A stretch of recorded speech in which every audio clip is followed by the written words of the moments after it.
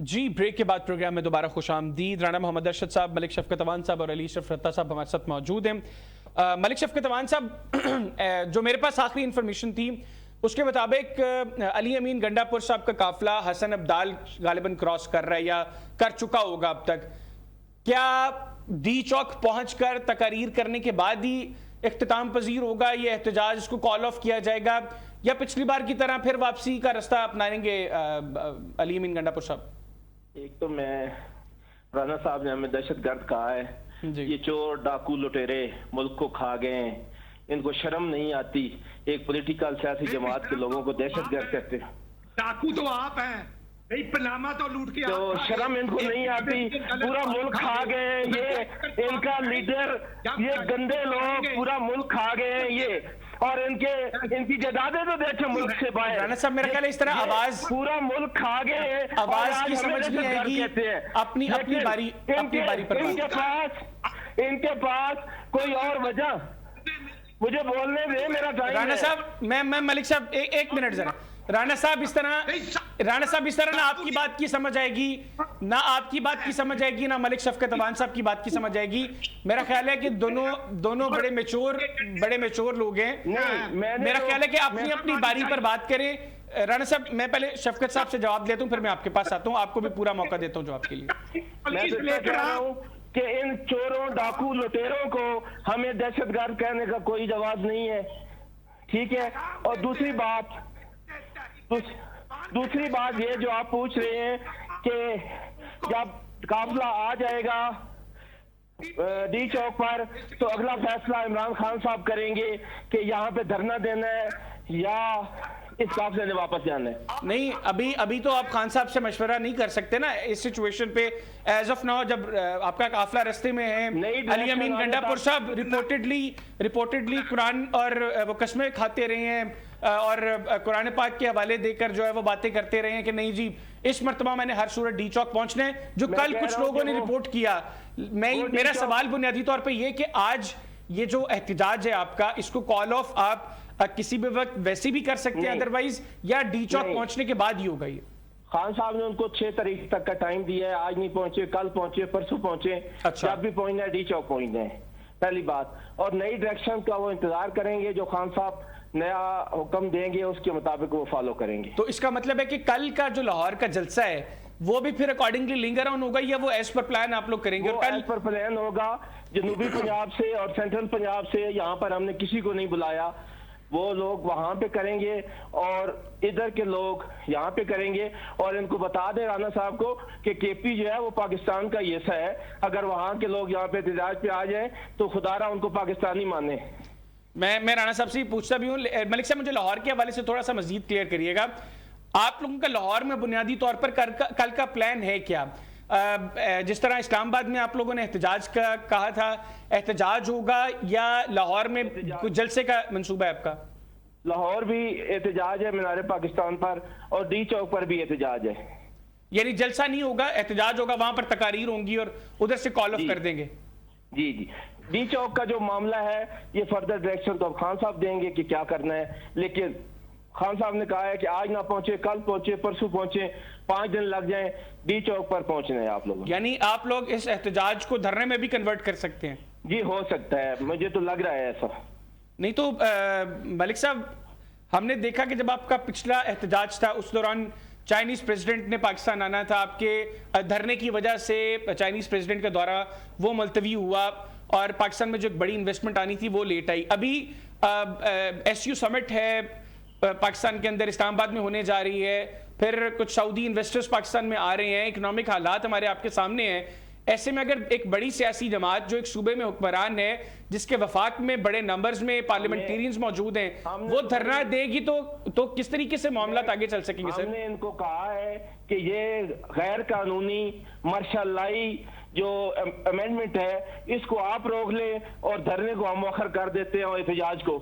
ये वो मार्शल लाई जो है अपना अमेंडमेंट वो करवाना चाहते हैं ताकि सारे इदारे खत्म हो जाएं और इस मुल्क में ना आइन हो ना कानून हो, जिसकी लाठी उसकी भैंस, और सारे लोगों को ये एक ही लाठी से आंके ऐसे नहीं हम होने देंगे। नहीं तो अगर ये आपको अभी कुछ गारंटी दे देते हैं और कल को आईनी तरमीम हो जाती है तो किसकी गारंटी के ऊपर आप लोग ये इसको एक्सेप्ट करेंगे कि ठीक है? बहुत झूठे हैं, हम एतबार भी नहीं कर सकते, लेकिन कोई शायद ऐसे लोग हो सकते हैं, जैसे मौलाना फजल रहमान साहब ने तजवीज़ दी है कि आप तरमीम मौखर कर दें, उनका धरना मैं मौखर करवा देता हूँ। ठीक हो गया मलिक साहब साथ लेकर। राना मोहम्मद अरशद साहब, मलिक शफकत अवान साहब की गुफ्तगू आपने सुनी। आप लोग जो बातें कर रहे हैं कि मुल्क में जी बड़े डेलीगेशंस आ रहे हैं, मतलब दुनिया में बड़े ममालिक के अंदर बड़े डेलीगेशंस जाते हैं लेकिन प्रोटेस्ट भी साथ साथ चलते हैं, लेकिन चले हम पाकिस्तान की सिक्योरिटी सिचुएशन को सामने रखते हुए एक मिनट के लिए ये सोच लेते हैं कि ठीक है इस तरह के धरनों के साथ हम लोगों के लिए ये समिट करवाना या बड़े इन्वेस्टर्स को पाकिस्तान में लाना मुश्किल हो सकता है, तो जो वो ऑफर कर रहे हैं राना साहब, आप तरमीम जो है इसको मौखर कर दें, और ये जो है वो कह रहे हैं हम लोग अपना धरना या एहतजाज जो भी हम इसको मौखर कर देते हैं। हैदर साहब, इशू ये है, अगर हमारे पास मतलूबा तादाद होगी, आप जरा मेरा पॉइंट समझे, तो अमेंडमेंट फिर होनी है। अगर नहीं है तो कैसे अमेंडमेंट हो सकती है? और रात के अंधेरे में या तहज्जुद के वक्त हमें करनी नहीं, और ये दिन के अजाले में होगी।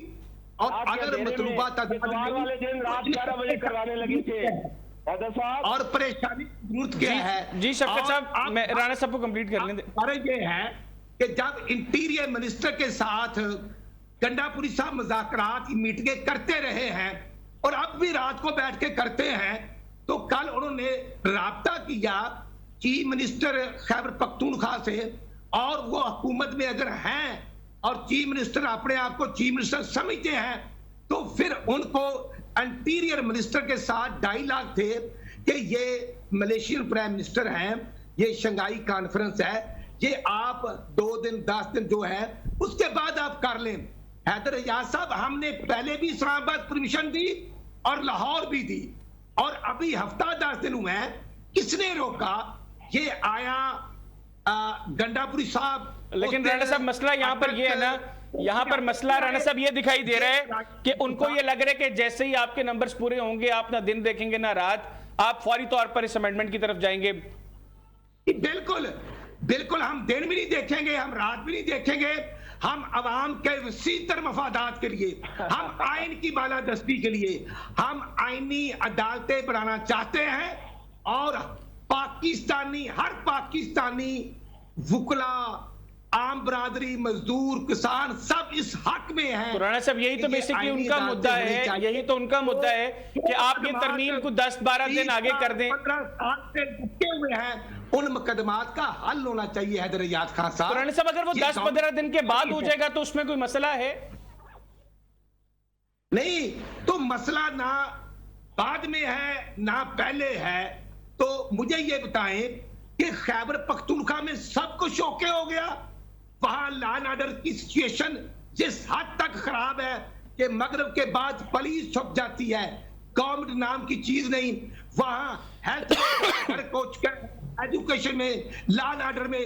तो गंडापुरी साहब जो हैं वो चीफ मिनिस्टर हैं, तो फिर वो जवाबदेह हैं या सिर्फ वो हुकूमती जो असर रसूख और हुकूमत के फंड जो हैं वो सिर्फ इस्लामाबाद और पंजाब को फतह करने में खर्च करना चाहते हैं? तो राणा साहब आप पूछे ना, आप गंडापुर साहब से पूछें। मसला ये है कि आप लोगों की आपसी टसल की वजह से रुल तो आवाम रही है।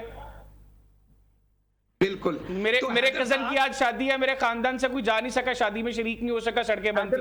आप ठीक कह रहे हैं। आज जो कंटेनर लग रहे हैं, आज जो हम पुरअमन शहरियों की प्रोटेक्शन के लिए इकदाम कर रहे हैं, ये हर गवर्नमेंट की जिम्मेदारी है। और ये आपको पता है कि तहरीके लबैक के साथ इस पीटीआई गवर्नमेंट ने क्या कुछ नहीं किया था। ये लाशों पर सियासत करना चाहते हैं। 9 मई को भी ये लाशें देखना चाहते थे, इनको लाशें नहीं मिली। आज भी इनका यही ड्रामा है। ये हजारों क्लाशो कोफे जो लेकर आ रहे हैं दहशतगर्द, मैं समझता हूं कि उनमें इनके स्पोक्सपर्सन की पार्टी खुद आइडेंटिफाई करती है लोग पर असला है। तो हैदर साहब वो असली वाले कौन? राणा साहब ये वैसे मुनासिब नहीं होगा, मुनासिब नहीं होगा। एक बड़ी सियासी जमात है, अवाम ने उनको वोट्स दिए हैं, उनके 90 के करीब पार्लियामेंटेरियंस इस वक्त पार्लियामेंट में मौजूद हैं, खैबर पख्तूनख्वा में उनकी हुकूमत है, पंजाब में वो उनका एक बड़ा नंबर मौजूद है। आप मतलब आप क्या कहना चाह रहे हैं कि अवाम ने दहशतगर्दों को वोट दिए? हैदर साहब, आप मुझे बता दें कि उनके पास असला नहीं है। आप मुझे बता दें, अगर नहीं है तो मैं यकीन कर लेता हूं। नहीं, वो तो तस्दीक हो गई है जी, इसमें तो कोई दो राय नहीं है। बैरिस्टर सैफ साहब ने कह दिया कि असला है, लेकिन वो कह रहे हैं कि ये घुसपैठी है नून लीग के। मैं करना चाहता हूं, हमारे लिए पीटीआई के कारकुन काबिल एहतराम, हम उनसे कल की मदद समाजित क्यों कर रहे हैं कि यार थोड़े से ये जो नेशनल इंटरनेशनल इश्यूज है इनको देख के बाकी एहतजाज करें। किसने रोका है? देखना, अगर लाहौर एक हफ्ता पहले हुआ है, इस्लामाबाद 15 दिन पहले हुआ है, तो 10 दिन 15 दिन के बाद अगर फिर करना चाहते हैं तो फिर मेरा ख्याल है कि ये एहतजाज की आड़ में कोई और अजाइम है। ठीक हो गया राणा साहब, अली शफरत्ता साहब, सर सिचुएशन अब आपके सामने है। गवर्नमेंट भी कहीं ना कहीं अंडरस्टैंड नहीं कर रही, वो उनके अपने जस्टिफिकेशंस हैं, तहरीक इंसाफ के पास अपनी जस्टिफिकेशंस हैं। मसला मुल्क का है, इकोनॉमी की हालात आप भी बहुत बेहतर तरीके से समझते हैं। सऊदी इन्वेस्टर्स पाकिस्तान में आ रहे हैं as per information minister, federal information minister. फिर SU समिट है, एक इंप्रेशन हम अच्छा दे सकते थे कि पाकिस्तान ने एक अच्छा समिट जो है वो होस्ट किया है। ऐसे में अगर जो मलिक साहब कह रहे हैं कि फॉर श्योर ये एहतजाज धरने पे चला जाएगा अगर गवर्नमेंट अमेंडमेंट्स नहीं आगे लेके जाती, फिर क्या करेगी सर आम पब्लिक? मेरे भाई के साले की शादी थी, खानदान हमारा कोई जा नहीं सका, तो कैसे चलेंगे सर? अच्छा, बात यह है कि इसमें जो राना साहब जो स्टांस दे रहे हैं ना, वो एक दूसरे को जो मर्जी कहें, चोर कहें, वो उसको दहशतगर्द करें, मुझे उससे कोई गर्ज नहीं है। लेकिन जो वो एक बुनियादी बात कह रहे हैं ना कि KPK से लोग जो है वो मरकज़ की तरफ आ रहे हैं, ये बहुत ही नामुनासिब बात है और मेरे ख्याल में ये उनको नहीं करनी चाहिए। इससे पहले आपने देखा होगा कि जो बिलावल साहब जो है वो कराची से शुरू हुआ उनका एहतजाज, वो पूरा पंजाब घूमते घूमते पहुंचे इस्लामाबाद के अंदर, उन्होंने आके अपना धरना किया, अपना एहतजाज किया और वापस चले गए। वैसे तो किसी ने रोका नहीं था। पॉइंट ये नहीं था, बात एक मिनट रुकिएगा, वो कह रहे थे कि इन लोगों की आड़ में ये बात ये है, बात देखिए आड़ की बात नहीं है, आपकी बात से तासुर किया जाता है। हम नेशनल मीडिया पे बैठे हुए हैं, आपकी गवर्नमेंट ने पहले भी यही तासुर दिया था कि वो एक पठान वर्सेस पंजाब पुलिस का एक तासुर जा रहा था, अभी वही तासुर जो है उसको आगे बढ़ाया जा रहा है। सर ये देखना, फिर अली अमीन गंडापुर साहब ने कहा पंजाबी लॉरियो तैयार हो जाओ, वही कर देंगे, यही बात वही आगे चलेंगे ना जज्बात लोगों में। मैं यही बात अर्ज कर रहा हूं कि ये इसको काम डाउन किसने करना है, ये रिस्पांसिबिलिटी किसकी है? गवर्नमेंट की है, लेकिन गवर्नमेंट जो है वो इसको एक्सलेट कर रही है बजाय इसको कम करने के। ये चीज जो है ये नुकसानदेह है। जहां तक इकोनॉमिकल आप बात कर रहे हैं, जो इकोनॉमिकल सिचुएशन है कंट्री की और जो डेलीगेशंस आ रहे हैं उसके ऊपर जो है मेरा ख्याल है कि जो अपोजिशन है, अली अमीन गंडापुर साहब हैं, वो भी एक गवर्नमेंट में है, उनको सोचना चाहिए, उनको बैठना चाहिए इसके ऊपर, कोई इसका लाइमल करना चाहिए। लेकिन एक सवाल है, एक बात, इंटीरियर मिनिस्टर चीफ मिनिस्टर को कांटेक्ट करने की कोशिश कर रहे हैं, चीफ मिनिस्टर जवाब नहीं दे रहा। आप मुझे एक बात बताइए हैदर साहब, आपने खुद भी वो पॉइंट आउट की है बात, मुझे बताइए कि PTI के पास ऑप्शन क्या छोड़ा है?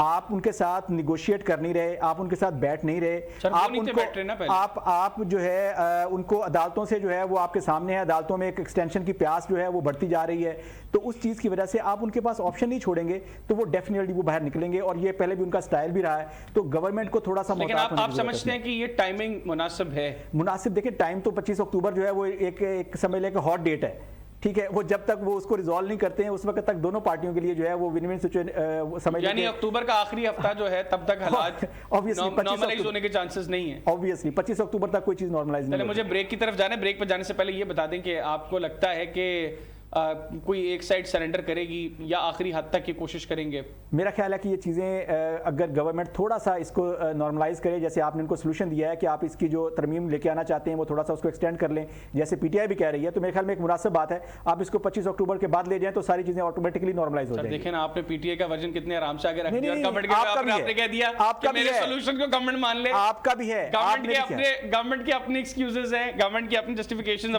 सिर्फ उसका नहीं है, आपका भी है, आपने भी यही कहा है। हाँ नहीं, मैं तो चाहता हूँ, मैं एक पाकिस्तानी हूँ, एक मुहिब वतन हूँ, एक मुनासिब बात है, मुल्क के हालात को सामने रखते हुए ये चाहता हूँ कि गवर्नमेंट और ऑपोजिशन दोनों जो है वो समझें। बहरहाल बहुत शुक्रिया अली शफरत्ता साहब, आपने प्रोग्राम के लिए वक्त निकाला। राना मोहम्मद अरशद साहब, मलिक शफकत अवान साहब, आपका बहुत बहुत शुक्रिया, आप तीनों मेहमान प्रोग्राम में हमारे साथ मौजूद रहे। नाज़रीन, प्रोग्राम में छोटा सा ब्रेक लेंगे, ब्रेक से वापस आएंगे तो बात करेंगे SU समिट की। भारत जो SU समिट में शिरकत पर जो है वो बता चुका है, क्लियर कर चुका है अपनी पोजीशन। भारतीय वज़ीर ख़ारजा जयशंकर SU समिट में शिरकत के लिए पाकिस्तान आएंगे। अब ये कितनी अहमियत का हामिल होगा उनका ये दौरा है पाकिस्तान, और इस SCO समिट से पाकिस्तान क्या अचीव कर सकते हैं, इन तमाम चीज़ों को ब्रेक के बाद डिस्कस करेंगे। कहीं ना चाहिएगा, स्टे विद अस।